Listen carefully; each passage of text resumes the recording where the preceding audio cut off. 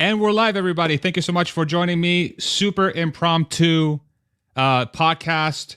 We have just gotten some breaking news that GM will start using Tesla's charging standard in the United States so that GM is able to charge their EV vehicles at Tesla superchargers. This is on the heels of Ford announcing the same exact thing last week or the week before. And another player comes on and decides to use Tesla's charging network. What I'm going to do to kick this off is I'm going to replay the Twitter space where this was announced because it was so short and I think a lot of people probably have missed it. I'm going to go ahead and play it. It's roughly, 9 minutes long. It's going to be super quick. So I'll go ahead and play that for you. And then if you're watching this on replay, I'll make sure to have chapters in the description so you can skip it in case you want to move forward, and then I'll give my thoughts. We'll have a discussion, and we'll have a good time. So let me go ahead and play this for you guys, and make sure you can hear me okay, you can see me okay, but I'm pretty sure you can because no one is saying, Farzad, I can't hear you. So let me go ahead and play this for you. The sound might be a little low, just to give you a heads up. So you may have to turn up audio on your end, but I'll make sure to make this as loud as possible on my end so it's easy for you to listen to. So let's go ahead and listen to the announcement. It's about 9 minutes long, and then we'll have a post announcement discussion, and we'll read comments. Maybe we'll bring people in and give their 2 cents, and we'll make it into a wide-ranging discussion. Here we go. Play recording. Do make sure you confirm that you can hear the recording on your end. Thank you. So I'm going to skip a little bit and get to the point where people start talking. To Twitter Spaces, it's great to have you. And do confirm that you can hear that, where Elon was like, welcome to Twitter Spaces. So. Well, hello, everyone. Welcome, and thank you for joining me on Twitter Spaces. And hi, Elon. Thanks for joining. Absolutely. Welcome to Twitter Spaces. It's great to have you. And I think everyone's really excited to hear the announcement. Well, great, Elon. I'm really excited to join you on this. And, you know, when you think about what's happening in our industry, and I've been in it for 40 years, this is the most exciting time when we look at this transformation to EVs. Yeah, absolutely. I think this is one of the great inflection points in vehicles. It's, I think, comparable to really the moving production line. So it's a profound change in the world. Absolutely. And I think you and I both know and that in order to drive EV adoption, we need to have charging, a robust charging infrastructure. And so I'm really excited to announce our collaboration with you and with Tesla. And by the way, your team is fantastic, that we plan to adopt the North American charging standard. And we're working really hard that our first vehicle will come in 2025.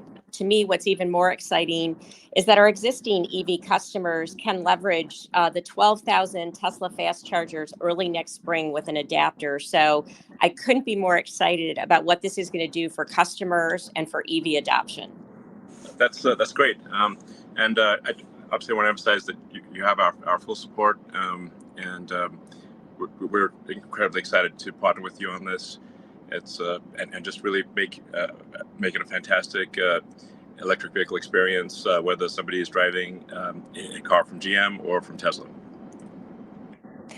Well, I agree. And I think, I think we have a real opportunity here to really drive this to be the unified standard for North America, which I think will even enable more mass adoption.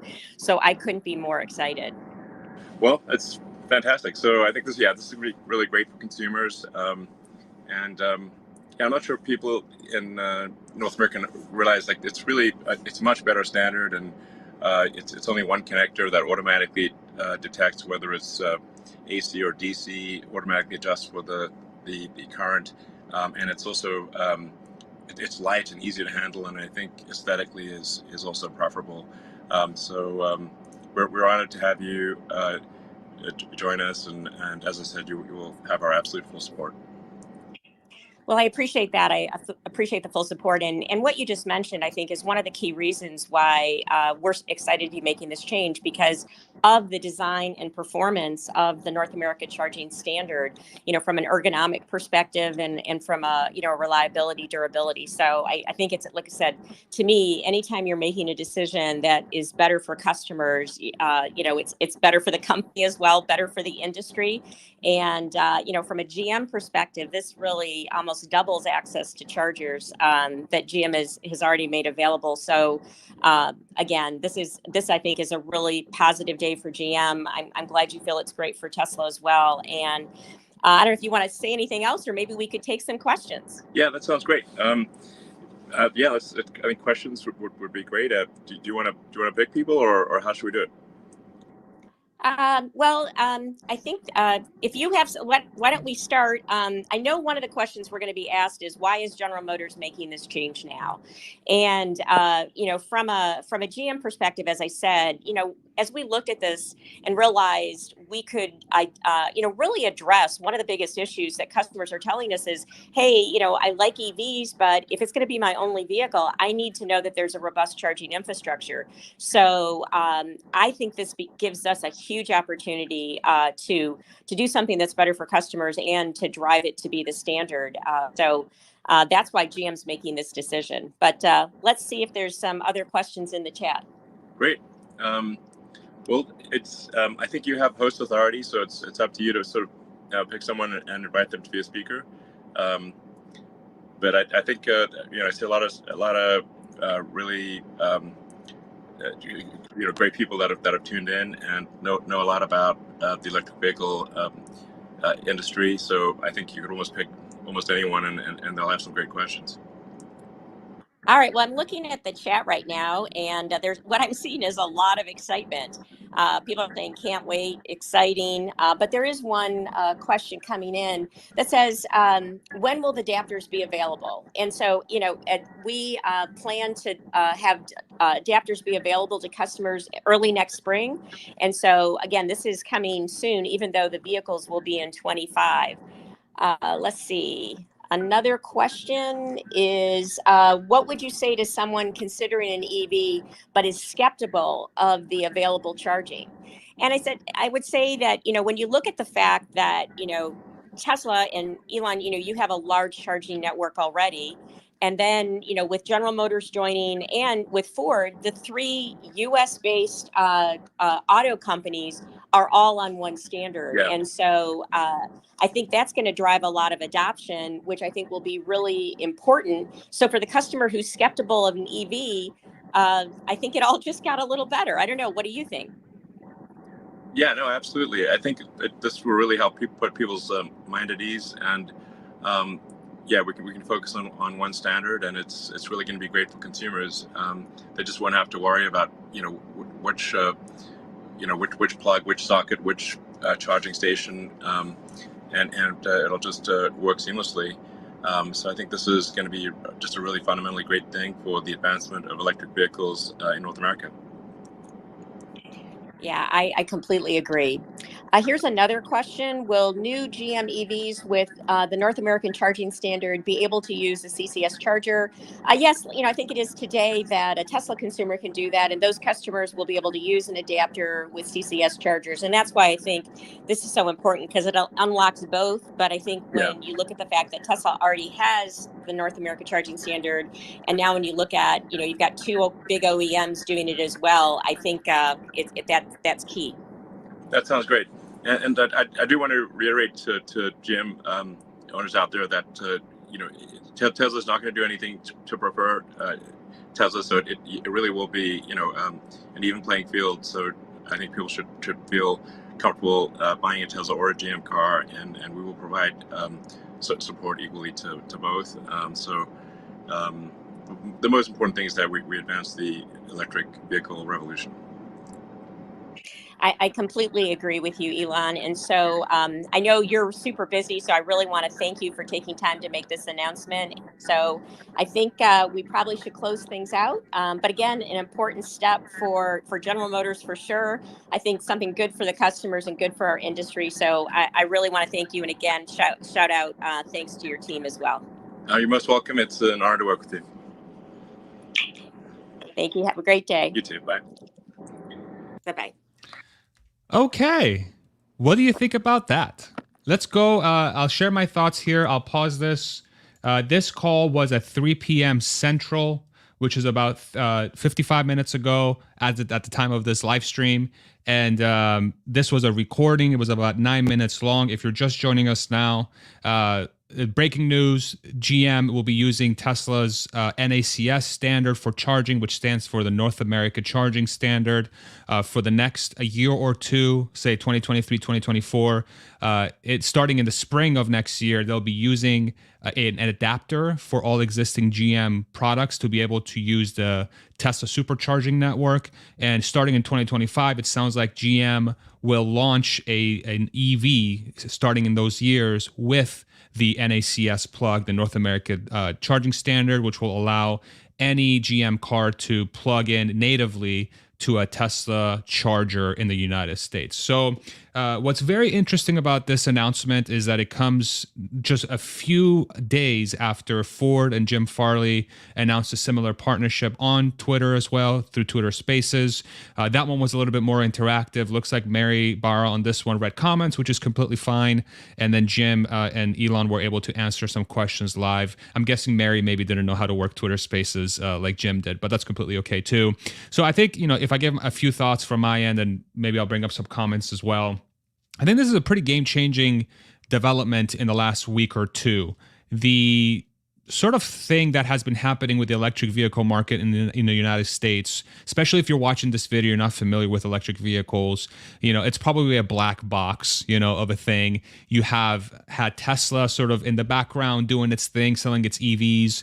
And now you've had, in the span of a week or so, two major players, really the two biggest automakers in the United States and two of the biggest automakers in the world, come out and essentially endorse the technology that Tesla is using from a charging front, and partnering with a much smaller company to power their electric vehicles. So this is obviously a good move for Tesla. It strengthens their brand. It strengthens the fact that they have a technology that other people want to use. But it also strengthens GM and Ford, because now they're going to offer a charging solution which every data point indicates that is the best one for consumers to use in the electric vehicle market, which is the Tesla supercharger network. From all data points and all research, you'll know that they have the best locations. They have on average the fastest speeds, the best availability, the best reliability, so on and so forth, versus the usual charging network GM and Ford would use, which is Electrify America and EVgo, which have good solutions, but they're not nearly as reliable or plentiful as Tesla's supercharger network. So for the consumer, I think this is a great thing. So any Mustang Mach-E owners, if you're a Ford owner, any Cadillac Lyriq owners, or Hummer EV owners, or even potentially Chevy Bolt owners, I'm not really sure if those cars will be compatible, but it's a great win for the EV consumer. But I think the overarching storyline here is that it legitimizes, if I can say that word correctly, I think Tesla's path of how they're approaching the electric vehicle segment. And now they're transitioning from being this sort of EV automaker exclusively to now being a provider of infrastructure for charging solutions to every automaker, essentially. The first domino fell with Ford, and not more than a few days later, GM comes and jumps on the same standard.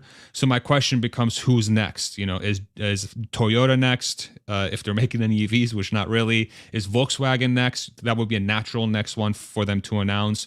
BMW, Mercedes, those players you would naturally think are next. I think a brand like Rivian is an absolute no-brainer for them to jump on this as a pure EV maker. Lucid, I think they would be very smart to do this as well.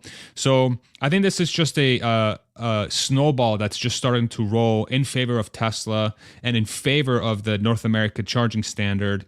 And now you would have to think that, with the three biggest automakers in the United States all agreeing to use the NACS, the North American charging standard, you would think that every other automaker is not going to be pressured to include this in their cars moving forward, starting, with their next product lines in EVs, be it Toyota or whoever else. because now everyone else is using it in the States. And if you don't do that, you're going to be at a natural disadvantage because you're going to be stuck using a charging network that doesn't provide the same level of benefit that the Tesla supercharger network does. So those are my initial thoughts. I'd love to read some of your comments.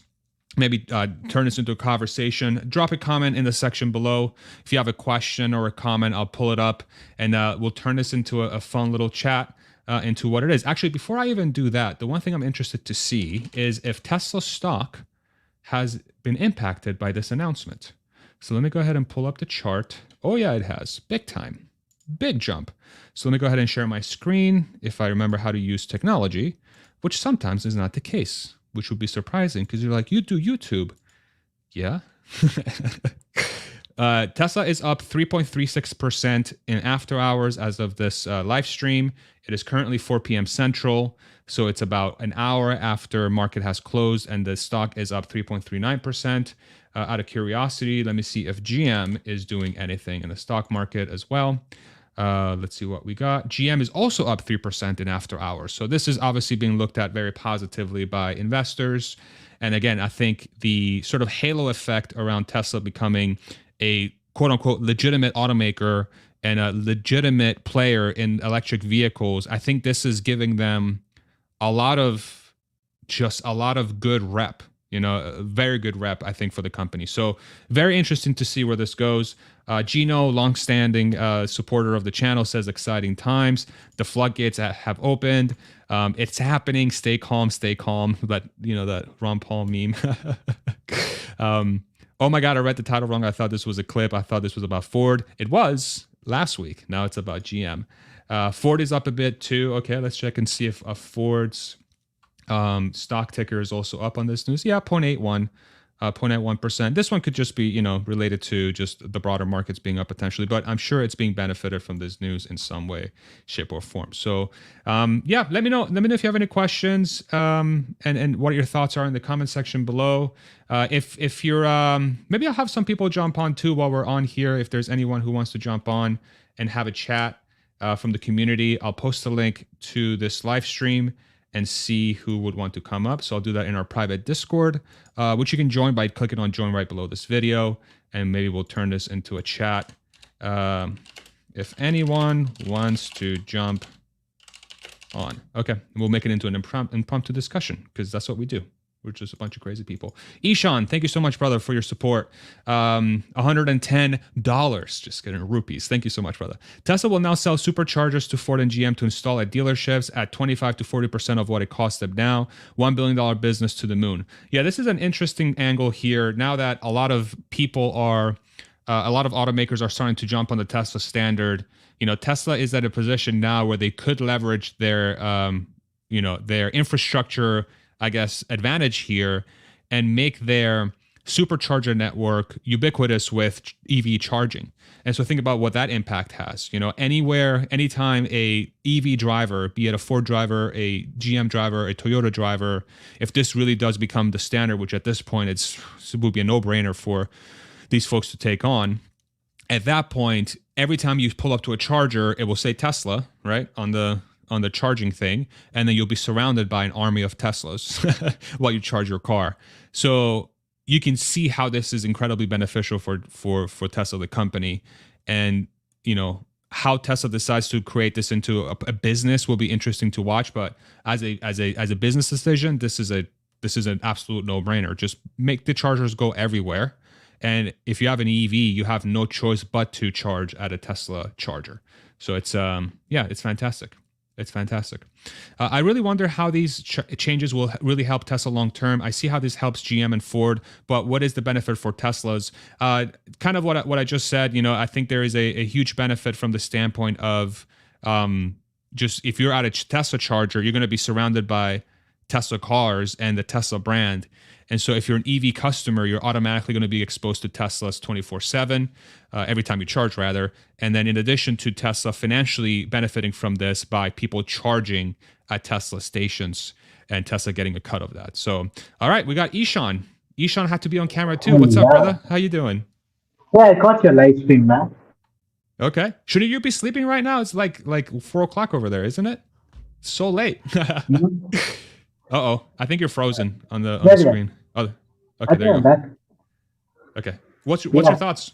such a big news, man. Such a big news. I think Ford was, being the first one to sort of get into the NACS was great, but three makes a party. So I think the first thing that's going to happen I'm in sorry, this Ishan. Can you strategy, fix your mic? What kind of mic are you on? You're like super muddy. Yeah. am I? Yeah. Maybe you were too close to it. It's kind of tough to understand you. Yeah. While Ishan fixes that, let How's me go this ahead one? and oh, How's much this? better. Much better. Yeah. Yeah. Yeah, no. So I was saying that I think the first thing that's going to happen is that these three automakers and probably others who are going to join in, they're going to petition that the IRA credits for charging infrastructure is now also given to NACS, which was just CCS before. So now the cost of building a supercharger is all the more less because you don't have to make that additional plug and all of the associated costs that go with it. So I think that's the first thing. The second thing is each and every supercharger that Tesla is installing uh, is now covered under this thing. So I think Tesla stands to benefit a lot. Then I think Tesla's just gonna sell superchargers, man. Especially Yeah. to GM and Ford, their dealers. They're gonna buy, and let's say three a pop or four a pop. Going into each dealer at, let's say, 75,000 a supercharger.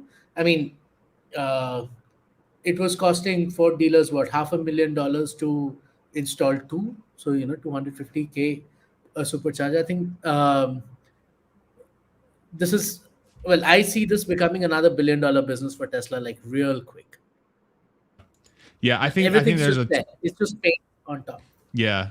It really does feel like Tesla has sort of put their chess pieces on the board, and it's just letting the time pass. I think if you've been following the EV story closely, you've been following the Tesla story closely, this was going to be one of those like thesis points, was that at some point everyone else is going to have to jump on the wagon, and if they do jump on the wagon, they're going to have to live in Tesla's world and not their own world, because Tesla is the expert in this field, and these traditional automakers are just not well suited to make this happen, and so this is probably one of many. It starts with chargers, and we talk about this in our community all the time. It starts with chargers, then it goes to software, then it goes to self-driving, then it goes to supply chain, then it goes to raw materials, right? So it's like now the doors have been opened, and now it's about, okay, what else can we do together that's going to be beneficial for both parties? It's fascinating. It's wild.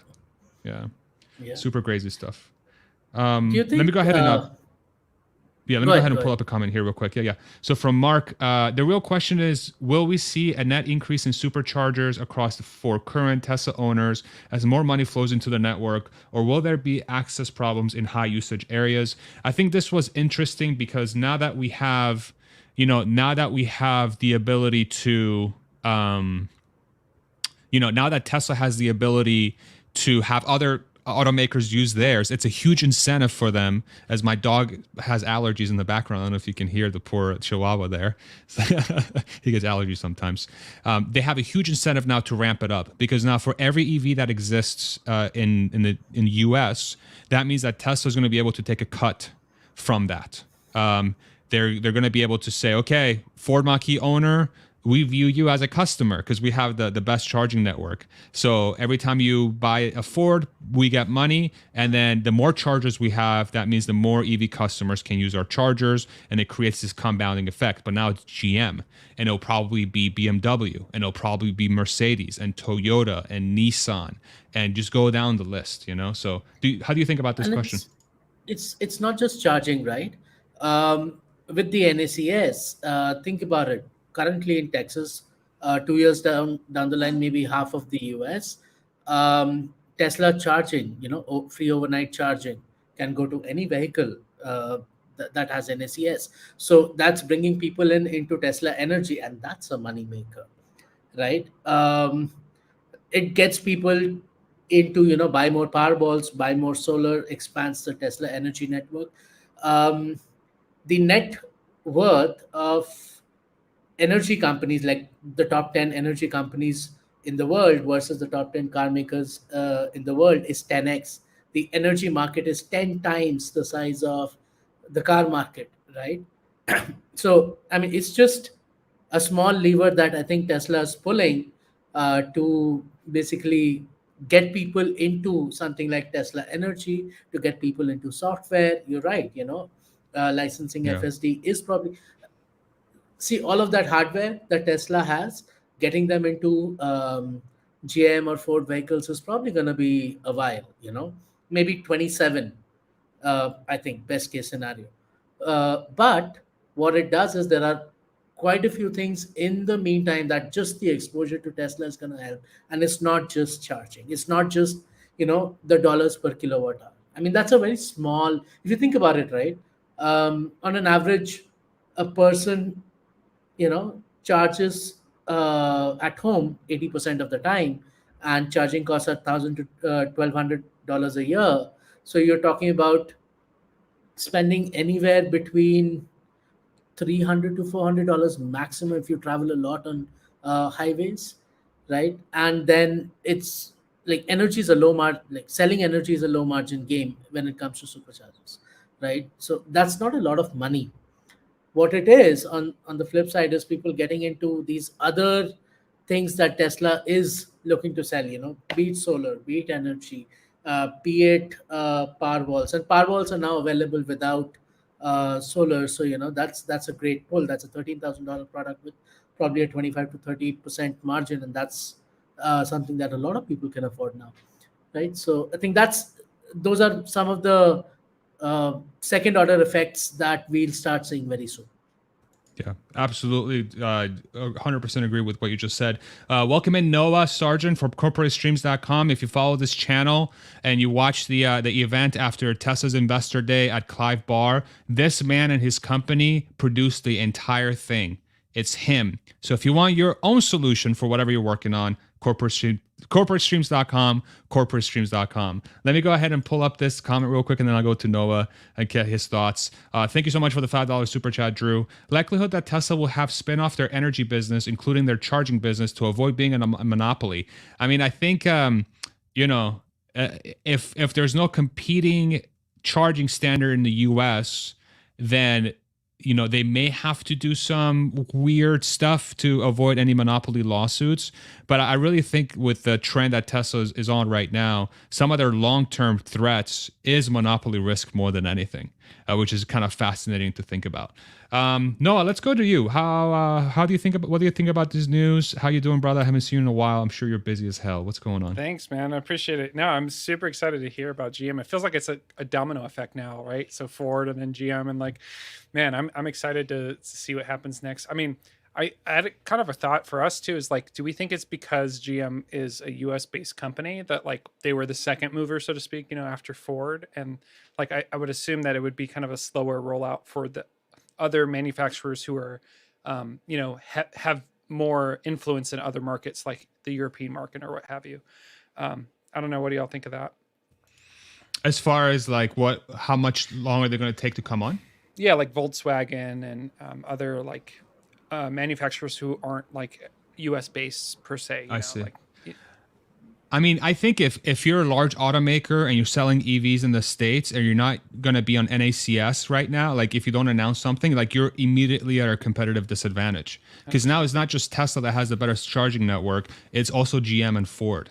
So if, it's funny because I was recording a video with my media guy, David, that we were going to launch on Sunday, talking about when is the next domino to fall. And then literally after I get off the call and he starts working on it, this thing gets announced. I'm like, okay, David, looks like we're going to have to scrap it. So we'll see what happens there. But I think the dominoes, I think it's like, I'm going to make a very crazy prediction potentially. And I would love to get your reaction. I'll throw it to you, Ishan. I think every major automaker will have announced NACS standard by the end of the summer in the US. I totally agree. But what I want to touch upon is, see, announcements are nice to have, in a polite sense of saying it. But when do we really get the NACS plug in the vehicles? Ford has been very strong. Oh, looks like Ishan needs stronger internet as he Get the says that. plug-in by There he is. 2025. Yeah, sorry. You're super laggy. Yeah, Okay, no, you're back. okay. So I was just saying that, the question is, when do we actually get the plugs in the cars? So, Ford was very clear on their timelines. GM not so much. Kind of expected that. But if you think of it from a strategic point of view, I would think that, Hyundai is scrambling. They're going to their drawing board. They have a factory coming up in the US. I think, any vehicle that rolls out of that factory will have that plug. Rivian, Lucid is small, but still, it has a brand. Rivian, I think, can switch pretty quickly. It's a pretty agile company. Stellantis, I think, will, you know, I think Stellantis is probably the only one who might make your statement untrue, Farzad. Perhaps you're right. Perhaps. Welcome in Yashu from Hit Yashu. That Bid, How's it my going, my guys? Canadian brother from another mother. Yes. I haven't talked to him in a while, but I'm super happy to have him on. Yashu, what are your thoughts here, man? Did Mary finally lead? Where are we at? Oh, guys, finally. Well, good to see all of you. It's funny because I was looking. We're all kind of trying to decipher for the last couple of weeks. Like, what is up with the stock price? Like, why does the stock price keep rallying in the face of market just being average to mid? Even when Nvidia was ripping, AI was the hot shot topic. Even then, Tesla wasn't even ripping as much as I thought it would. And then for the last little bit, we've been seeing these gradual up days. And even after hours, I think 2 or 3 days ago when we saw that 1 or 2% up day after hours, everyone's like, what? This comes out of nowhere. Volume is high. So I think if there's one thing we learned today, it's that no one in the White House or GM or Ford can keep their mouth shut. Obviously, people are buying and selling, buying mostly in this case, Tesla in anticipation for this rumor. After hours, Tesla's up 3%. And it goes to show you that the market sometimes can be rigged against the regular retail folk. People obviously knew about it. I don't know. Someone would be hard pressed to explain to me any other rationale other than insiders knowing about this news coming out with the relative strength of Tesla. So, long story short, is this? I'm kind of trying to toy with this a little bit. Is this the last partnership? I know you guys are talking about a couple of different companies. I don't see how Rivian puts their face out there and says, yeah, we're going to be joining Tesla's network yet. I think Rivian probably tries to go it alone. I think they have a lot of ego still tied on with their Amazon investment. And I think they might actually be able to do it. Lucid maybe, but I mean, there's like 10 Lucids in the whole world or something like that. So I just don't know if any other partnership right now makes sense. Volkswagen, perhaps if Herbert Diess was still around. But again, now it's going to kind of be like, I think the commonality here with the charging network has been American brands. And I'm not sure who's next or if there is even a next, because Mary did say are kind of, didn't she say like top three are kind of, or she kind of referred to them together as one group. So I'm not sure who's next. But what do you think about the notion, though, that if you don't announce a charging stand like NACS, you're immediately at a huge disadvantage, because now you're not just losing to Tesla, now you're losing to Ford and GM. Don't you think that's going to push the hand of these folks? Yeah, that's a good point. Yeah, no, it makes sense, because I mean, I hear it day to day. I know someone that has a Mach-E that I haven't spoken to since the Ford partnership came out, but I'd be curious to get his take on it now, because that was one of the gripes that he had. He's like, my Mach-E is average to low range. Like he's like, he's like, by the time I drive on the highway, my efficiency is not that awesome. Like I don't get a lot of range out of my Mach-E. And so I'd be curious to see if that changes him wanting to keep his Mach-E, right? Because this is the guy that wanted to sell his Mach-E and look into some sort of a Tesla maybe, or actually go back to gas. But you're right. Now it's like this conglomerate that you have to fight against that was just Tesla, but now it's Tesla plus Ford plus GM.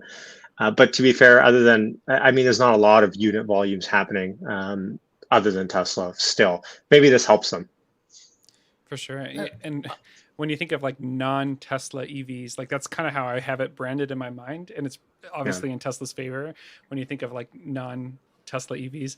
I was looking at vans, specifically like the e-Sprinter, that really caught my eye because the range, and obviously the Ford Transit, e-Transit has sold more than any other electric van at this point. And so until the announcement, the charging standard announcement, I was heavily looking at Mercedes-Benz and probably ordering 2 or 3 for my company. But then Ford made their announcement, and the mileage, I think the max range on the Mercedes was like 250, I want to say, and then the Ford is maybe 150. But then I was thinking about it. I was like, would I rather have the supercharger network, or would I rather have more range? And to be completely honest, I would rather have the supercharger network. Like, that was a deciding factor for me as a small business owner. Like, I would rather have the Ford. And so now that GM is also, jumping on the standard, whatever the standard's called. NACS. Thank you. I'm hoping that other automakers will also move in that direction as well. See, at some point there's an inflection point, right? Hyundai Kia, right? It's basically the same company. I think they're going to move next because it really doesn't make sense. They are, they're not beholden to anybody. They will absolutely choose whichever is the better option for them to go to. Till date, NACS was not an option, but now that it's been open source, people are moving. I think Hyundai Kia will be next. Then GM and Honda have a partnership on a platform. So I think Honda will come. They're building an EV together. So I believe Honda will come. And where Honda goes, Nissan goes. So, and by extension, Nissan is like the Renault Nissan conglomerate again. I think you'll start seeing eventually people going the Toyota way. We're going to do both, right? Especially, the European ones, be it Volkswagen or Mercedes. I believe they will provide NACS for North America, or at least an adapter, and they'll have CCS as the primary one in their home markets. Because there is, at the end of the day, no reason to not give their customers access to the better charging network. I think, if I'm not mistaken, when it comes to plugs and reliability, Tesla is more than the rest of the supercharging networks combined. Correct me if I'm wrong, but that I sounds would say right. that's completely generally right. doubles. Yeah, it doubles the charging availability for any car that's moving to NACS. And last point I'll make, I have to hop off here, is that Elon said this multiple times, but he's said, look, you don't need past a certain amount of range. Putting in more battery past a certain power, past a certain amount of range, is that marginal benefit is nothing. And so the supercharger network is so crucial because when we did our long road trip for 12-hour drive, it wasn't that we were getting there at 10 or 20% battery and we were charging to 100% before we left. We were arriving there at 10 or 20% and charging to 50, 60, just enough to get us to that next stop. And so that marginal time difference you make up in the speed of charge. So I think you don't need the actual battery size to be that big for 95% of people's use cases day to day. So everyone has this kind of fight over who can get the most range. And I think that's the wrong battle to pick. I think the better battle to pick is if you ever needed range in a jiffy, could you get it? And that's what the supercharging network is so underestimated or underappreciated for, I think, but starting to get there at least. Love the show, love the discussion. I'll continue to listen, but I have to hop off here. Take care, guys. Bye, Yashu. You look so dashing, by the way, you handsome devil. Wow, thank you. What a compliment from Farzad. That means a lot. Take care. See ya. See you later, brother. Go ahead, Noah. No, yeah, I was going to mention I have another story similar to Yashu's in the sense of my wife and I took our first road trip in our Model Y about 3-4 weeks ago, and we went up to Utah, and then we went to Boise, Idaho, and back down, right? So three different cities. At first, I was fairly confident because I've been a Tesla fan since about 2020, like a strong fan. And so I was trying to convince her. I was like, look, it's not going to be that difficult. Like, we could chart the route and know ahead of time how long we're going to stop in each area. And so it really took, butts and seats, like Zach and Jesse would always say, my wife, and to have her go along this road trip with together, for us to do that together, for her to see that like it isn't as stressful as you would think it is. And those stops aren't as long as you would expect them to be either. I think the longest we stopped was maybe 25, 30 minutes. And what was interesting is like you got into this rhythm of like drive for 3 hours, and then you get out and walk around and stop. You actually, at least for me, I actually looked forward to those breaks and those times we could walk and do things. And we played little Sudoku games and stuff on the Tesla. So the whole experience I thought was like night and day between a traditional car road trip and, going with the Tesla. And then to level that up again, like we had the full self-driving, right? And 11.4 and like 95% of the time, like 98% of the time we had it on, and it was just beautiful. We were not stressed. We weren't tired at the end of the road trip. Like we were both very comfortable. It did take a little bit for my wife to get used to, because she kind of was fearful of it and didn't think that it was going to work as well. But probably 2 or 3 hours in, she finally got used to using it, and she kind of learned when it was going to work and when she wanted to take back over because she felt uncomfortable. But that whole experience was just phenomenal to me. And I could just remember when you were talking to Brandon a couple days ago on your live stream, Farzad, y'all were talking about, most people think it's like such a crucial thing. You need all these charging things and you need this whole infrastructure. Like I'm proof, Yashu and all of us are proof that like the structure's there. Like we're already at that point, Yeah. I think this are phenomenal points, and I 100% agree with you with like the road trip story. We've experienced the same exact thing. Is like I think folks that are not familiar with EVs just don't realize how fast charging is now. To the point where by the time you're going to stop anyway, and by the time you're going to get back in your car anyway, you might have to do an additional 5-minute wait if you're if you really have to push for time. There's two things I want to sort of mention, and then let's start wrapping it up and continue our discussion tomorrow on our community forum at 1 p.m. Central. We'll let this marinate in our heads a little bit longer, and then this is going to be completely nuts. And I'm already thinking of the title for tomorrow's video, which I think I came up with it already. This announcement feels vastly different than the Ford one. The Ford one felt like, to me, and I would love to hear your thoughts. To me, the Ford one was, wow, Ford is so smart. Ford gets it. Jim gets it. Great partnership. They're going to go in together. It's going to be awesome. I wonder how long the other automakers will announce it. And then what was it? It hasn't even been a week. When did Jim and Elon talk? It was like last week sometime, right? It feels very recent, like extremely recent. And now GM comes out and says the same exact thing. And now you're like, okay, so this isn't just a one-off thing. This is something that if you are Ford's competitor, you were compelled to come out a week later. As my poor dog still has allergies. You were compelled to come out a week later and announce the same exact thing, so you're not at a disadvantage. And again, this is a great call by GM and Mary. So it feels different. It feels like a tide has shifted. It's not a one-off. It's an industry-wide adoption.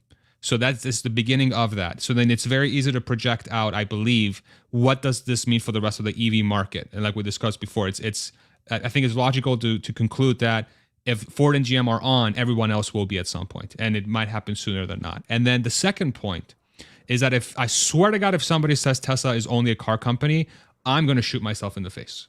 I'm kidding, obviously, but it's like we're such at a point here that Tesla is not just a car company. Tesla is a car company, and at the very least, an infrastructure company. And I would argue, and I think everybody here would also argue, an AI company. This whole notion of Tesla as a car company, we need to throw it out in a bucket. I don't care if you're Tesla Bear or Tesla Bull. It's not a car company. It's much more than that. And I think these moves prove it. Your thoughts, and then we'll wrap it up. I just hear Stephen Mark Ryan in my head. Tesla's not a car company. Oh, this little monkey thing. Shout out Stephen Mark Ryan. Ishan, any thoughts? Yeah. So, of course, I do agree with you completely. My head actually spun while you were talking, on another direction. Why did GM come and make this announcement within such a short span of Ford doing it? And like you said, the style of the announcement. I mean, The Ford announcement was upbeat. There was, lots of things said, lots of questions answered. Um, Not the case with GM. It felt forced, right? So yeah, I mean, leaves a lot of open questions.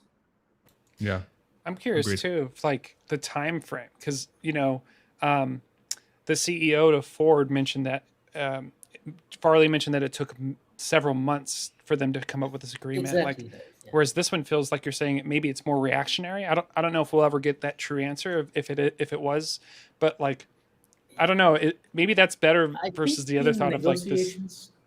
Go ahead. Go I ahead. think the negotiations have been on for a while, Hmm. but what really pushed it over the edge for GM was the Ford announcement. Like, they probably had 80% of the terms agreed upon, but 20% not agreed upon. But now that Ford has done it, they've beat them to the punch. It probably just push the deal through. I think there might be conversations on with Stellantis and Hyundai, Kia, and probably not Toyota. They're just too stubborn for that. Maybe Stellantis as well, but and a few others. But I think Mary knew that something like this is gonna come. It was just who announces first. I see kind of like GM sitting in the back seat. They're this backseat leader, just making all the decisions and telling us after the cars turn left. Yeah, turn left. The car turns right. Turn right. That's kind of how I see Yeah. that. That's amazing. A lot of Mary Barra related merch that can be created. But honestly, like in closing, I would say that I really think this is a great call by GM. I think Mary did the right thing for the company. I think she should be applauded. So honestly, Mary, great job, GM leadership. It's fantastic, and big props to Tesla for making this happen. And yeah, it's a very interesting time in the EV space. I think this is going to send some shockwaves through the entire auto market, and we'll see where we go. Any parting words before we wrap this sucker up? I have one, Or but forever Noah, hold would your you go peace. first? Okay, Noah, go ahead. I was just gonna say I miss you guys. I'm sorry I haven't been around as much. We miss you too. Yeah, I mean, it's been fun. I'm up to 3 full-timers and 7 part-time employees at this point, and so it's just been onboarding and scaling up from a company perspective. It's like 6-7 months ago, it was like just part-timers. So Oh my we're god. growing. We're growing. It's just I'm so happy to learning, hear so that, man. Thanks. Man. So where can people find your awesome production company, Noah? Thank you. CorporateStreams.com. We focus on corporate communication events. So C-suite folks who need to communicate to their teams. That's kind of our niche within media. So we set up the lighting, camera, audio, all that fun stuff. So, and we had a blast with Farzad in Austin. And hopefully there'll be more to come from that. We'll see. Heck yeah, dude! Like again, if you joined us late, the event after Investor Day where we did that live panel from Clive Barr, it was all Noah and his team. Absolutely mind blowing. CorporateStreams.com, CorporateStreams.com. Ishan, go ahead. Corporate Streams is the official Tesla community streaming partner. Official sponsor of the Farzad Mesbahi YouTube. Yeah. Okay. I'm gonna leave one question to marinate overnight. How many bricks did the UAW crap? How many what? Bricks did the Okay. UAW crap? How many breaks did they crap? Did they shit? I don't How understand much the question. pain is UAW in? They hate Tesla. Remember? Oh, sure. Okay, I get it. Okay. I've never heard that phrase in that way, but thank you for enlightening me. I mean, shitting bricks is basically, imagine shitting bricks. What's it gonna do to your Bricks. butt? I'm so Bricks. sorry. I thought you said breaks. I'm so sorry, dude. Okay, bricks. My bad. Breaks. How many bricks that has? Okay, got it. Well, let me go to sleep. Instead of counting sheep, I'm gonna count bricks, and I'll give you the answer tomorrow. How's that sound? Okay. All right, everybody. Thank you all so much for joining us. Thank you, Ishan. Thank you, Noah. Thank you, Yashu, for jumping on earlier. Join us tomorrow, 1 p.m. Central. This discussion will continue. We'll think about the bricks overnight, and we'll come back with our answer. Have yours handy, okay? All right, everybody. We'll see you on the next one. I don't have producer wife. Let's see if I do this correctly. Take it easy, everybody. Bye-bye.